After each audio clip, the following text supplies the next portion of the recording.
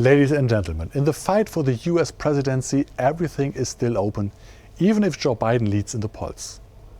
From the viewpoint of many investors, a victory for Donald Trump would be better for the stock markets. After all, he wants to make his tax cuts permanent and to ease regulations for companies, for example regarding the environment. In contrast, a President Joe Biden would partially reverse Trump's tax cuts and tighten environmental regulations. But both candidates could not simply implement their program.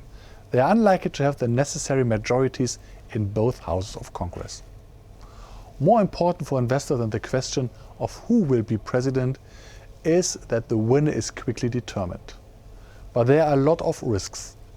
This time, for example, an unusually large number of postal voters are expected, the counting of which is dragging on.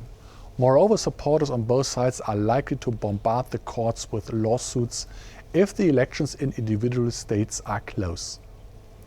This phase of uncertainty could last at least until December 14. According to the US Constitution, the Electoral College must then meet.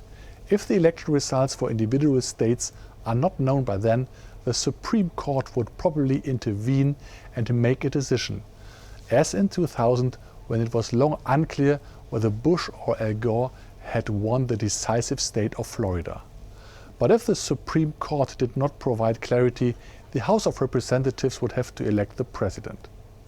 You see, with a close election outcome, it could be a long time before we know who the next US president will be. Thank you very much for your attention.